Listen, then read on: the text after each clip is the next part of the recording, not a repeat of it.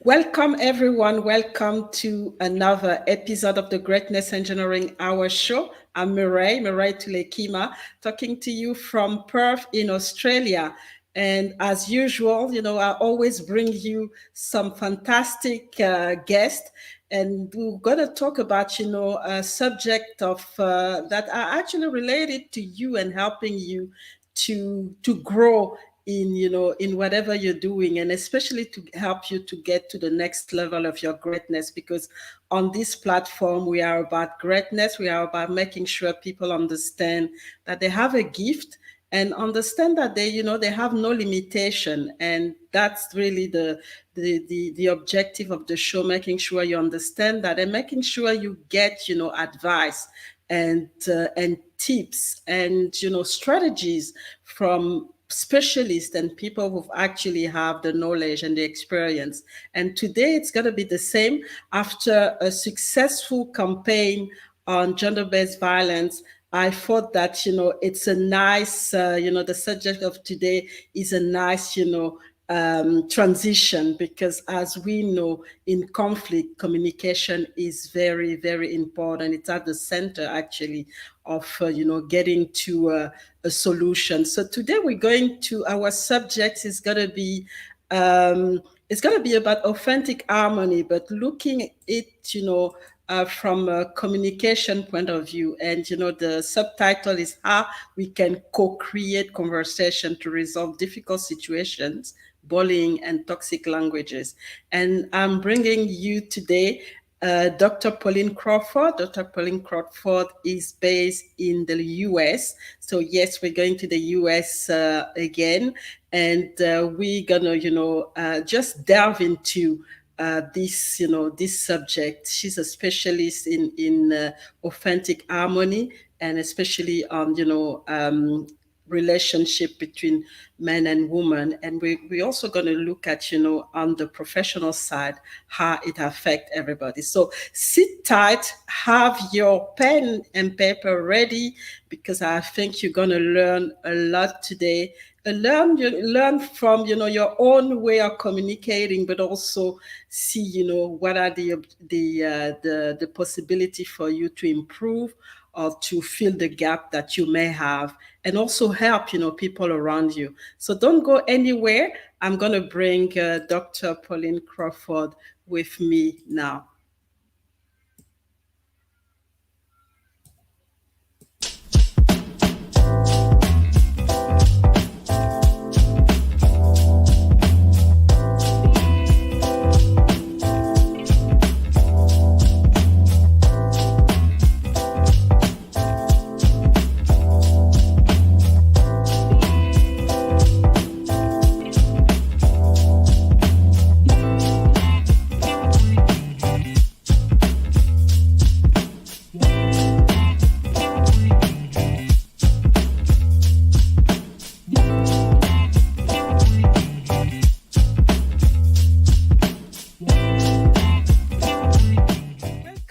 Another episode of the Greatness Engineering Hour show, the show that is brought to you by the Mireille Tulekima Global Leadership Organization. Feel is important is if you just look at the word compassion, when it's behavior, it's something that can be learned, and it is something that we can embody through habits and through our daily actions.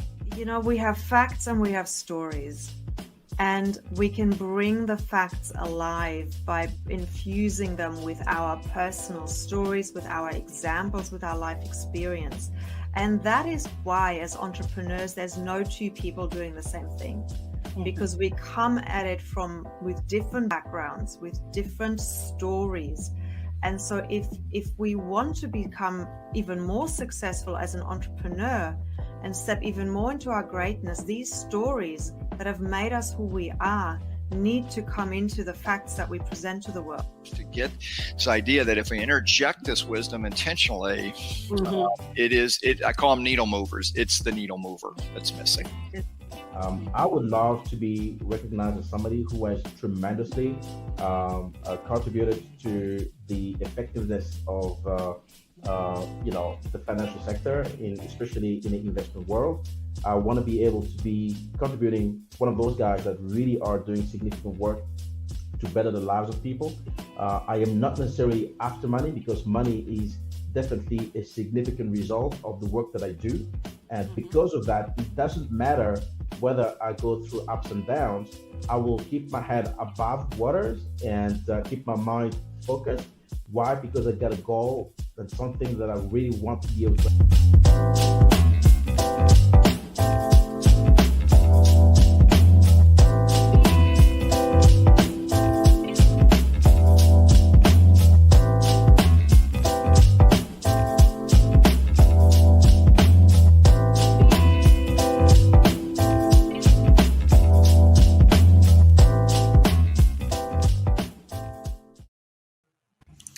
So welcome,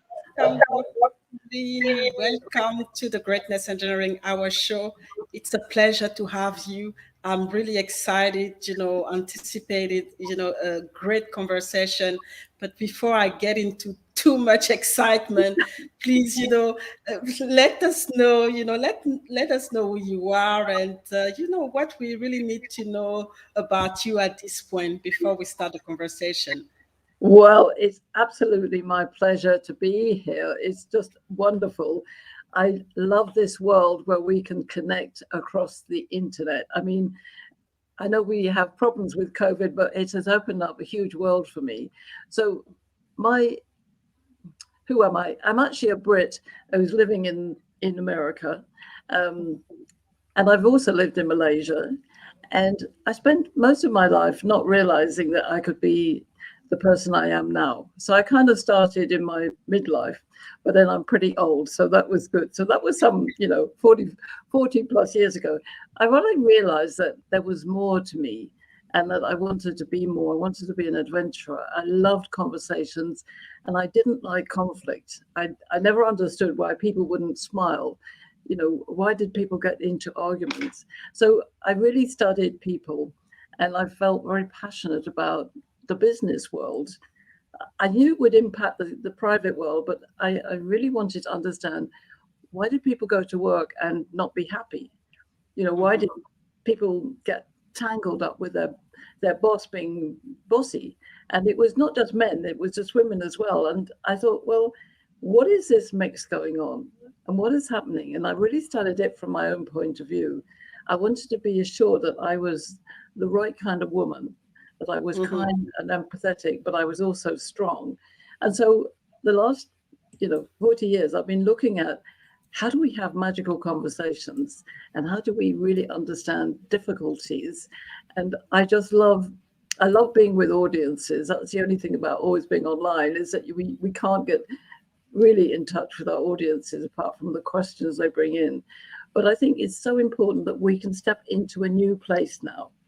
So I'm a behavioralist. I've studied many things. I originally was a sociology and statistics major, so I got kind of maths brain, and I love geometry, but I also like dressmaking. I'm a mother and a grandmother, and that's the only slight sadness in my life at the moment, that my family are 3,000 miles away.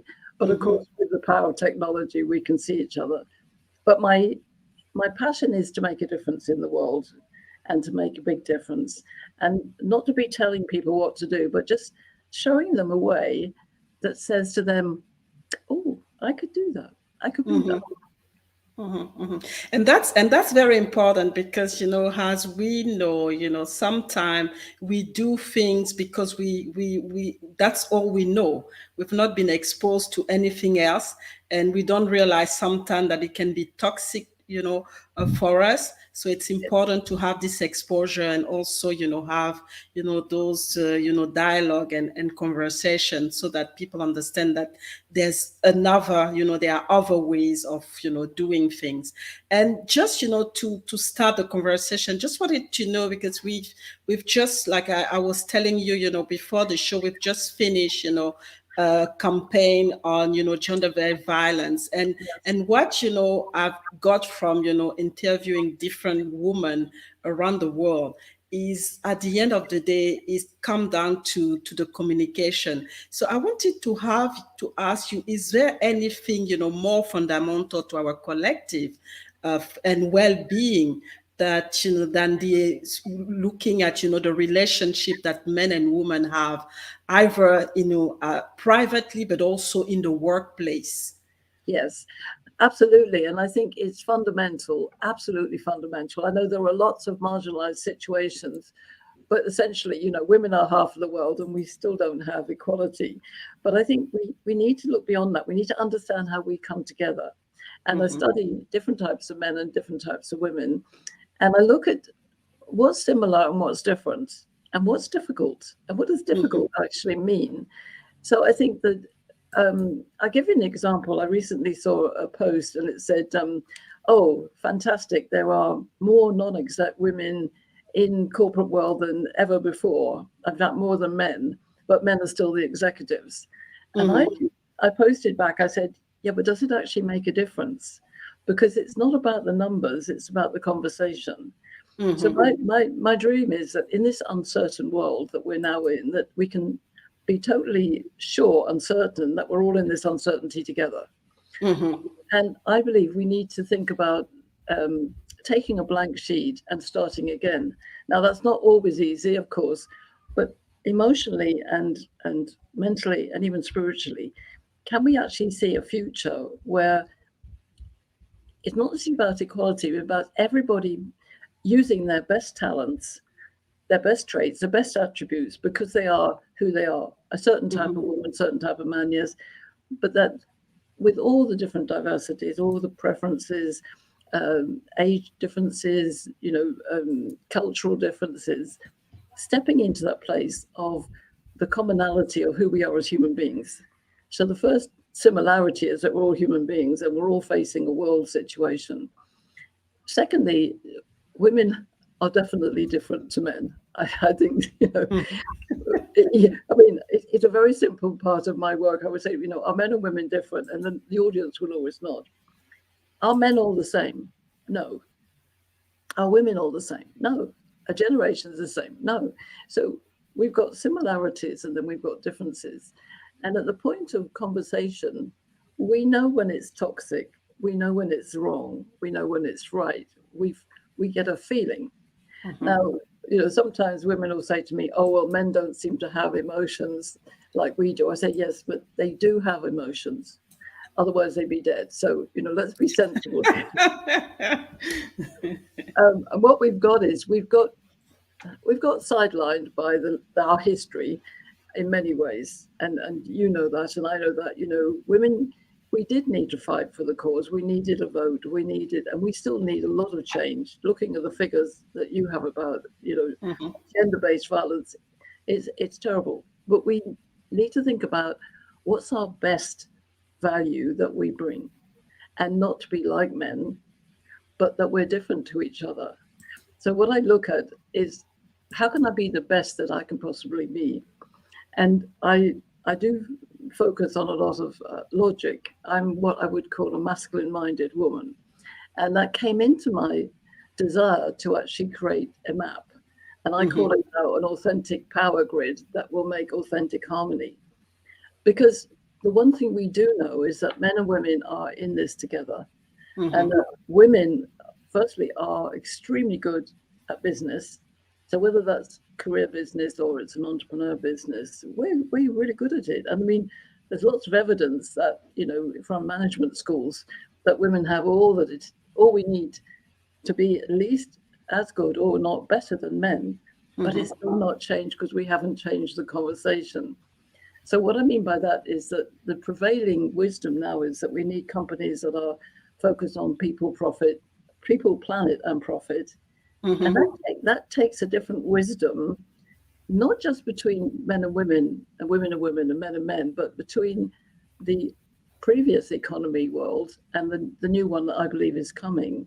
So we still want to be engineering the right kind of way forward. And I think in many ways, we had to play the male game on occasions past, but we don't now. But the men don't really know what that is. So one of the things I was playing around with was the word empowerment, women empowerment. And if you take the T off the end, you get women empower men. Oh, yeah. And actually, I found there's a lot of men who are not dealing with the uncertainty of this world now. They know things have changed. They know that, vast numbers of employees are leaving because they're not happy. We know that there's a lot of dysfunction and mental illness. There's a lot of suicide, a lot of despair because of the bigger situation. But the winners are going to be the ones who are wise enough to gather all the characters together and actually value not only different characters like women with men, but also different types of men and different types of women. So I'd like to share with you what the archetypes are I use, because I think you'll recognize them. And I come from a point of view of trying to make something that's very complex, very simple. Is that okay? Yeah, and we need it, because I think, people don't really, connect with what's complex. So we need to simplify a lot of things so that we can get them to, to connect and get the attention that is needed, That's right. at this stage. One of the first attention grabbers I like to give is there's no such thing as a difficult person. Now, I know some people out there are going to say, but surely there are. What I'm going to say is that it's really a difficult situation. So when we don't understand differences, or we haven't managed to survive the toxic behavior, it's actually a difficult situation in which we've got lots of different characters and lots of different elements. So if we look at it as almost like a jigsaw puzzle, it's like, why do women stay in abusive relationships and often stay there for a long time? And then other people will get out of an abusive relationship. And, where is the difference? There's different characteristics that come into it. So it's looking at valuing differences and making sure that we understand, where does my perspective come in? Where does it meet yours? And where can we make that work together for a new world that we are going to decide on together? So there's several parts to this. So let's just start with the men archetypes, because you're going to get these very easily. And I have two, and one of them is more masculine and one of them is more feminine. And this is nothing to do with sexual preferences. But the masculine male is our action man, bullet point man. He's our ruler. And he can be wise or unwise. He can be a bad boy or a good boy. I mean, that's the thing, is that when we start looking at core behavior, we see characteristics. So the feminine-minded male is the gentle guy, the thinking guy. He's got a whole warehouse full of boxes, whereas the ruler has every box lined up, and he stays in one box at a time. You know these people. Now, what's really interesting is that the philosophers often have a very bad time with the rulers. So we tend to think about these gender-based issues between men and women, but often I know a lot of sensitive feminine-minded males, and they could be heterosexual or homosexual, doesn't matter, but they feel threatened by a whole group of very driven rulers who are very task-orientated. So let's look at the women quickly, because it's the same dynamic. Women are different to men, and we multitask, we nurture, we're very abundant in our ideas, and we want to collect everybody together, and we chatter. Absolutely true. But some women are more masculine minded, guess where I am, and some are more feminine minded. So I call them the magician and the sovereign. So we've got some very simple archetypes. And what's fascinating is that women often want to be both, and men don't want to be both men. They want to be one of them. And this is because men are very, as you know, are very either or. Don't ask me a question. Tell me what you want. I hear a question. I need an answer. It's either or. It's yes, no. When I nod, I say yes. And then they look at women, and women are going, well, it's kind of and also, I've got this idea, and it's often a tangent, and the men are going, what is going on over there? No patience. But the philosopher actually is much more sensitive to the female element on all levels, because I would say he's my Nelson Mandela. He's that intuitive male. He's the servant leader. I think he's the leader that we need today in the world. But sadly, we've got a lot of rulers. But the women we need both, and we need to understand our magician and our sovereign. Now, I happen to be very magician. I love to go into my head. So it, in being masculine, it's not about being a man, it's about being very logical, very task focused, but with a beautiful female multitasking, nurturing energy. And our feminine minded female is this beautiful sovereign who has all the talents to run the world, but she loves to care. She's very feelings oriented first. She's very kinesthetic. And so she looks to gather the community together. Now, in a world, which I'd love to know your view, but I think we're in a world that's in need of people, planet, profit. And the people who are looking at the planet and climate change and getting rid of gender-based violence, we need women in there and our gentle philosophers to really get the idea that this is important. And in our communication, we not only communicate in these very empathetic feelings words, but we value it. And this is the important part, is that I have this vision of seeing intuition on the P&L. So when somebody's doing an accounting or the firm, they say, oh yes, we put kindness on that, intuition, empathy. In fact, I ran one of my sessions about how is kindness a business value, and it is. Kindness is goodwill, it's customer loyalty, it's all those things. And so when men and women understand that, we start shifting the dialogue. So instead of looking at the difficulties, which we do need to deal with, when there are structural difficulties that are marginalizing people, but if we get this baseline ready, which says, oh, we're actually moving to a new baseline, a new game, that we must honor people, because when you honor people and they're engaged, enthusiastic, healthy, you get more productivity, you get more co-creation. And what's fascinating is that we know this. It's almost, as that horrible expression, a no-brainer. But why doesn't it happen? Exactly, because that was my next question, is that how do people activate that? Because it looks like we have this baseline as individual, but we can actually shift to different styles. So how do we activate that to create more positive things, and especially in business, to create a business atmosphere that is conducive to for everybody? Well, I agree, and I study this so much because I think, and I've asked many audiences that, if you ask an audience of 100, is anybody difficult? You'll get like 3 hands go up.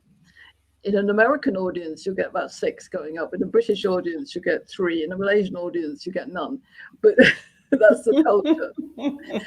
But when you say to the audience, how many of you know a difficult person? They'll all say yes. Now, if we say there's no such thing as a difficult person, there's a difficult situation because we're different. We could even be polar opposite. And if we're polar opposite and we're totally stubborn, so we're hurting each other by not having a conversation, in my terms, we're actually the same, because we're not moving. We might be having different content.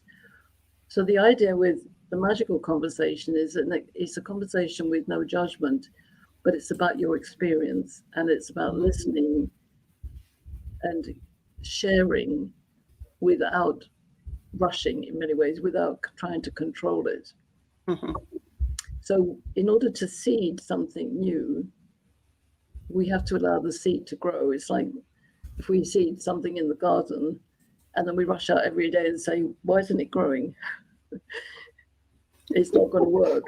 So it's a mental shift from what we say, from mindset to mind flow, which of course women are very good at flow, and philosophers are too. Sometimes rulers are the ones who don't like a lot of conversation.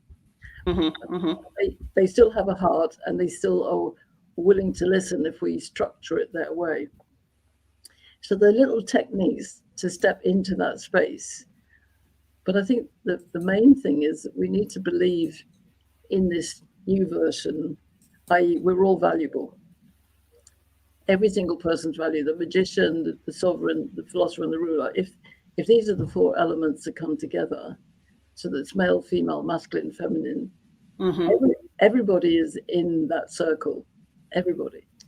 And what I find fascinating is with my LBGT clients and my non-binary clients, they love it because it's inclusive.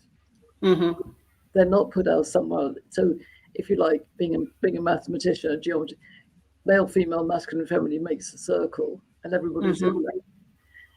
We're different. All the magicians may be different. I'm British. You have different experiences in your lifetime. You live in Australia, but you come from somewhere else. You've been in Malaysia. You know, all our experiences come into it. But at the core, we're looking at how we blend the masculine and feminine energy for a world that needs the strength of the masculine and the softness of the feminine, but it also needs it within our male and female core behavior. Does that make sense?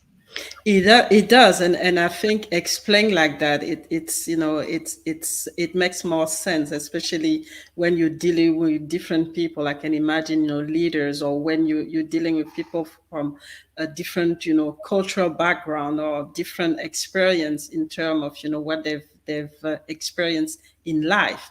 So it is very important, and I think sometimes that's just what it is. It's just, having those conversations to really understand how we function, because I don't think a lot of us understand how we function. We just react to whatever it's happening in our life, but we don't really think about, how we function and how we can anticipate, bringing the right style when we interact with people. So let's have a break, and then we will come back to this very, very interesting and insightful conversation, and continue, to really delve into it. And for those joining us today, my guest is Dr. Pauline Crawford, and we're talking about authentic harmony, focusing on conversation in relationship, in everything that we do, personal but also in the business sphere. So don't go anywhere. A short break, and we will be back in few minutes.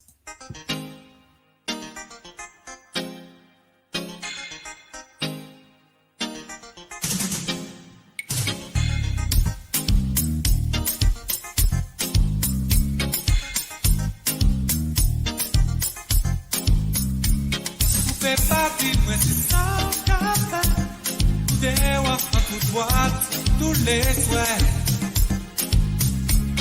pas qui c'est madame en câlin, même si vous savez ça, ça fait la peine. Elle est souffert, moi elle souffert.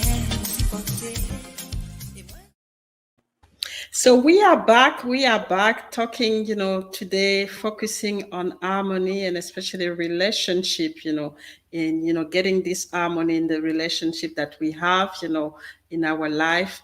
And especially right now where, a lot of things are changing, and we live in what they call now the VUCA world, where, you have volatility, uncertainty, and, all kind of things happening. So just, to know exactly, as a leader, as a business person, or even if just, somebody relating to loved ones, or people that we know, how do we come across, and how do we make sure there's harmony in our relationship? So one question that I have, Pauline, is, how do you create this awareness? Because obviously, like I said, we don't actually know how we function. So what are the steps, in a way? Because we are kind of in our own box, and then this knowledge is coming, and it's sometimes very difficult to change. So how do you bring all of this? Is there a system? Is there a logic behind you? So what is it? Well, there's two major parts to it, and it's very important that people listen to themselves. So you see this symbolism on the back. This is my first part about harmony, is we create our own value. So we create our own harmony. So first of all, this is a value creation cycle. So you see that there's this little figure here. That's you, that's me.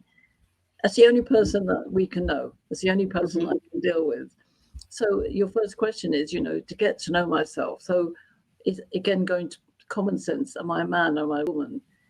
Do I think more logically or more intuitively? Do I do facts more easily than feelings? So we have a series of questions. But the key is, once we know ourselves, we know which archetype we are. And I've got a map for that. But when we come back to this cycle, then we enter every relationship. So what we do is we look at the relationships, and then we look at what's the outcome, what's happening in the world. So if I know me, I can know you, and I can work out all my relationships. And then I can work out what is going to happen in my business, my community, my family, my country. This is where most people focus on, and most people blame the world for everything that's going on. Actually, the only thing you have control on is this. And we tend to think relationships control us, but actually we're part of every single relationship. So we do a very simple exercise there, which is literally to put every single relationship in your life, including your home, your mother, your father, etc., and just score it 1 to 10. Where are all the 10s, all the good numbers?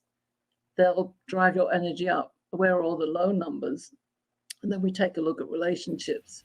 And then here we look at what's the outcome for your business. So that's where my passion is, when I take Corporate Heart International, which is my corporate business, into the corporate world to give them a heart. But it all comes to here. So I might be a male ruler. I might be a male philosopher. I might be a female magician. I might be a female sovereign. So what we do then is to take them into a very simple mapping process where we understand where we are by those very simple questions. But then we look at, what does that mean in terms of communication? So as I said, the harmony comes when you put the whole orchestra together. So who's playing the drums? Who's playing the strings? Who's playing the keyboard? When you put a music piece together, how does that conversation? And that's what I've been focusing on with Authentic Harmony, is what's the symphony that we're going to create? So we've got all these characters in the family, in the workplace, in our community, and how do we identify them? So with the 4 archetypes, we identify them in a way very simply, like the 2 men are the ruler or the philosopher, and the ruler is, as I said to you, is more bullet point. He's more restricted on conversation. He's very targeted on one topic at a time. The philosopher will ask lots of questions. He'll be more gentle. He'll have a chatter with the females. The magician is very much in her head. So she's all woman, but she's going, oh, I'm going to collect that to connect. Like, whereas the sovereign may also do that, but she's very aware of caring for people. Will want to make sure that everybody's feeling all right. So if we get the complement of these 2 together, and now we're marching around this cycle, the idea is that we can create more value, we can create more harmony. But one of the tricks is asking all those characters, simple, what does harmony mean to you? Exactly. And once you, and in a magical conversation context, you must listen, mustn't get opinionated about somebody's comment. You always come from your experience without ego. So you really listen. And you might find the ruler says, well, I think the harmony ought to be about action. And the sovereign's going, oh no, I think harmony is about love. As long as the 2 listen, we start finding some synergy in the middle, and we can start writing that simply. The string section in an audience is totally different to the percussion or the drums, but we know when we get the whole symphony together, the piece of music, and it sounds wonderful, and the conductor is making it smooth, we love that conversation. So I think it's a journey for people to be willing to step outside their own view of themselves, but also acknowledge who they are. When people realize they're a sovereign or a magician, they really enjoy it. it's like, oh, I know why I do that now, and I know why you do this. It's that awareness that we can only get when we start having um, intentional conversations, as opposed to, well, certainly not argumentative conversations. I just think are a waste of time. But you can still have lively debating kind of magical conversation. So it's not getting rid of points of view, but it's that classic agreeing to disagree or agreeing to agree, but it's the agreeing. Yeah. And that was my question that I wanted to ask, because I think when you find your harmony, is it do you get rid of the conflict? Because that's another thing, because we've seen so far, especially the politics right now, it's really crazy what's going on, and we don't really know how to find this harmony. So maybe, for some people they have the harmony, but it looks like they don't take care of what other the people are actually thinking. So how do you make sure, yes, you have your harmony, but then it get rid of the conflict in a way? Well, I think that some people say that conflict is a force for good. It depends what the conflict is. If the conflict is real hammering each other, I don't think that's valuable. But if it's dare I say, a lively interaction where you do keep maybe some slightly polarized points of view. I have to say, when I've been around the world a long time, and in my younger days, we could have a very healthy conversation about diverse politics, and people wouldn't walk out on the room. There seems to be an extreme polarization now, and very extreme. And I think we need to step out of that and almost shake people up and say, look, it's a blank sheet. And this statement you've written up, is really important that we find the men to advocate new ways to work with women, because it has been a very male environment for a century. And therefore, we're not critiquing men. We're saying that's the way it has been. But we know that the world can stop. We know the world can change, because we've had this experience. Your business, my business, everybody's business has changed into an online visual connection. Who would have expected that 2 years ago? We're still going through it. So we can be creative, and women are very creative. And I think the only reason I would say it's not about equality, although equality is very important. But I think we've done all the bits we needed to do to get the vote, to get the boardroom, do all that. We've proved it. Now we need to say, actually, let's look at all the talents we've got and do better. And I love in your visuals, you use the word best. I have this very simple example for you. I was trying to be very clever years ago and find a business acronym for best, and I was going into business excellence strategy stuff. And my son-in-law, who's a very, very good salesman, he said, "Don't do that. It's called Be Extraordinary Starting Today." Be extraordinary starting today. BEST. And I think women can be very extraordinary and retain their amazing compassion and empathy and their love and their feelings, and also be strategic and operational, and just tweak their approach. And that's and I think I like it, because when I talk to people, I always tell them, focus on what you can control and on yourself in a way. Because when you focus on yourself and you give what's best, the best, actually you create the best in your life, and you don't have to worry about who you have in front of you, because it actually create a ripple effect, because you create the best, and then by the time you connect with somebody, this best is traveling in their life. And it's also a good thing, especially when we talk about communication, bringing this best and understanding that it's it is you, but at the same time, it's the right context, so they will understand, and get it. What do you think? Well, I think so. And it is amazing that we're not taught all of this.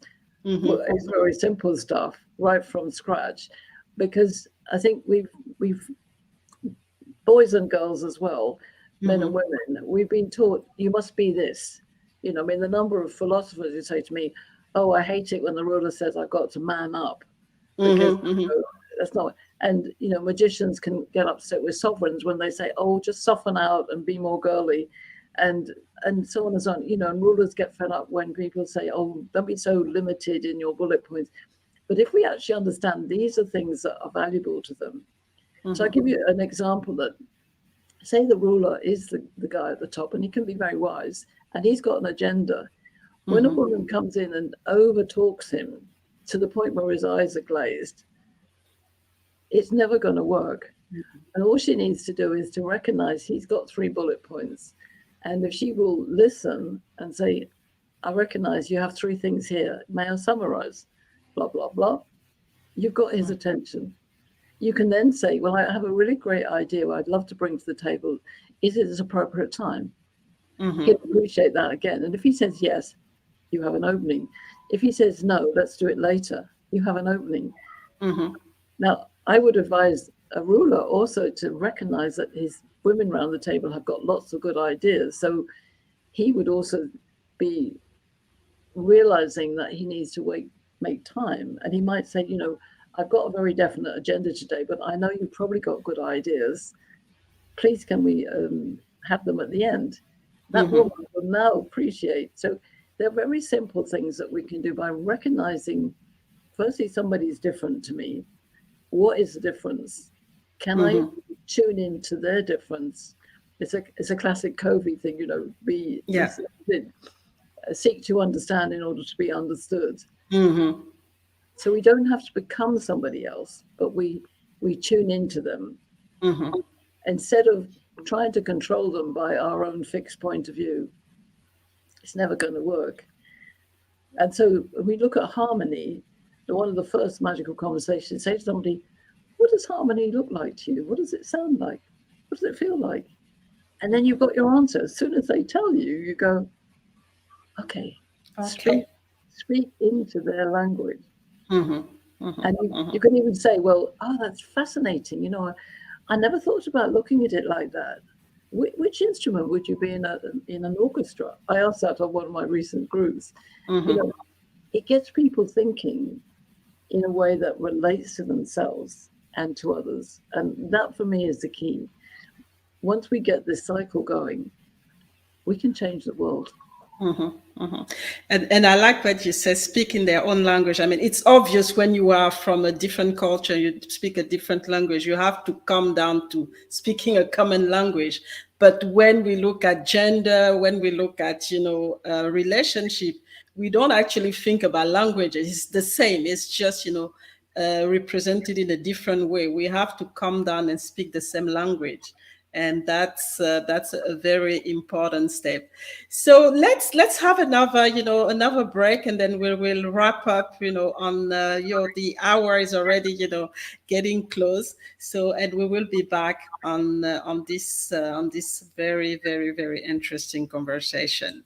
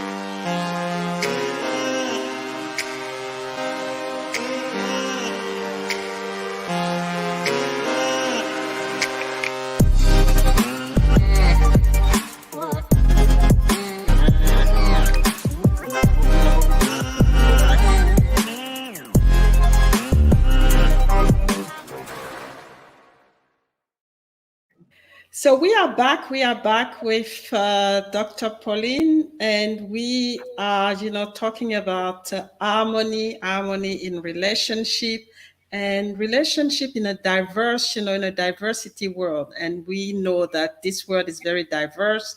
And we're getting, to connect with different people, especially now with what's happening with the pandemic. The world is open to us, and the diversity is just coming up and meeting us at home.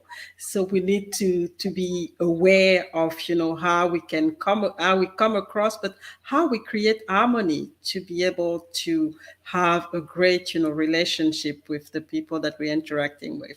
So just talking about the time that we are in and the way we communicate now. So how do we create this harmony? Because we have, I mean, yes, we can talk, but how do we, have an effective communication? Because as we know, especially in intimate relationship, you always want this personal contact.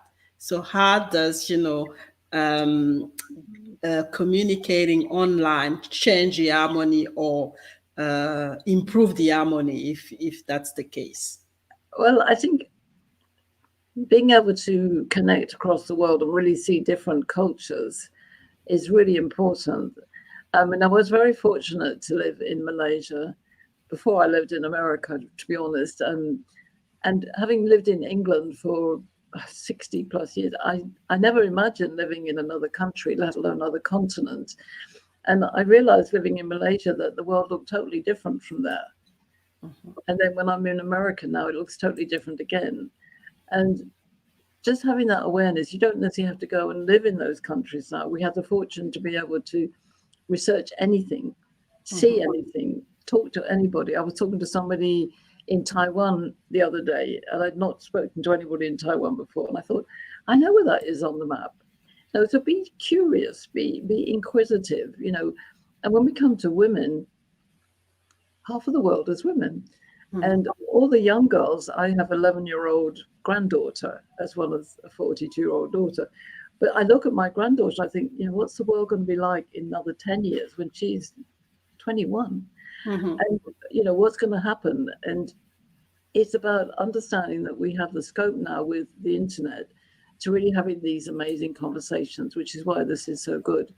And I recently had a conversation with two teenage girls, a 13-year-old and a 15-year-old, with my archetypes. And one was a sovereign and one was a magician. And I never tell people who they are. I always invite them to decide. And these two young girls were so wonderful because they were very confident young women. They had a very confident mother who was an actor, in fact. But they were amazing because the magician immediately said, "Oh, that's me." And the other one was a bit unsure. And then the other one took over and said, "Oh, no, don't worry. You're sovereign because you do this, and this. And I left them to the conversation. And it was wonderful to see that in a younger generation who will have very different views of the world to me, that they could grasp this and then apply it to their world. So it's a step process. But I think if we understand there's similarities and differences, so what's similar in the group we're with? What's different? How wonderful are the differences? Seek to find out what they are. And it was really interesting. I was recently asked to have a magical conversation to do with a race issue.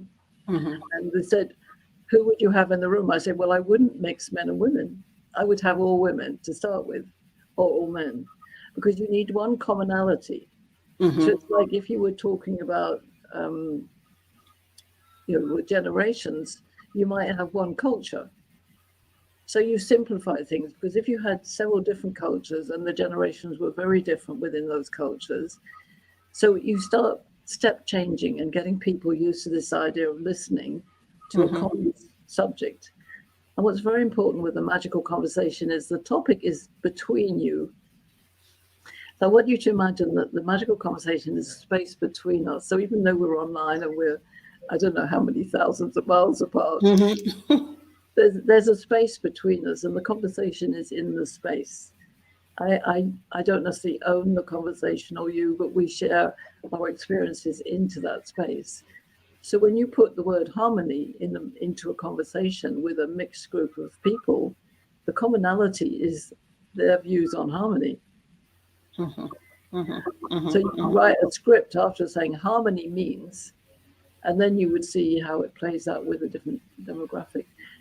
So it's about allowing yourself to be similar and different, and understand that you've got a place in the world and we need everybody. And nobody is better or not than somebody else. We're just different. This is my main theme. And that when you put them in the orchestra, the theme comes together because we're all playing one message, one music, which hopefully is authentic harmony, or it's good for the world, or it's a future worth living for, whatever, strapline. And yours are amazing. You've got some wonderful straplines.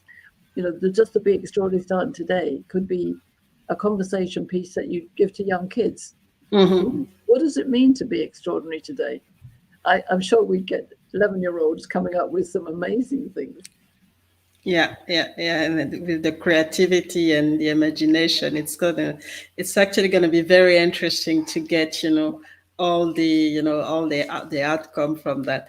So thank you so much for this hour of greatness, because I think it's those are concept and information that we don't always get freely. We are in a world where it's more about action and then going, and then not really sitting down and starting to think about how we come across, how we relate to people, and what are who we are in a way, because it's really about understanding who we are and how we can create harmony and find our place in this big puzzle that is the world. And sometimes we don't actually realize that we are a piece, and then there are other pieces that needs to fit so that we can all live in harmony. So how do people connect with you if they want to continue to have the conversation and get to know exactly the work that you do in that space? Well, I was going to say I have got a book which is on Amazon, which is called Magical Conversations. I think it's in most countries in the world, but I could be found on LinkedIn, certainly for business clients, but also I'm on Facebook and also in Instagram and Twitter. So it's like, if you seek, you will find me. But I do love to work with people. I've just been recently working with some top women in Malaysia. I run train the trainer programs to teach people everything about the gender dynamics, intelligence, authentic harmony map. So there's a lot of places. I also have a YouTube channel, which is I've got a lot of my pieces on of my group work. So we've done a lot of group work over the last 2 years where we've literally asked men and women the same question, and you listen and you hear this. The men will go either or, either or, either or, and all the women go and it's such fun to watch. And my dream for 2022 is to really escalate this conversation, really power up what I call the authentic power grid, is to really understand that if we plug into humans as we are individual and unique, we will fire up the grid more powerful than electricity. We can do it, and women are very important in this. So never doubt yourself as a woman. So, woman, you get the message. Never doubt yourself as a woman.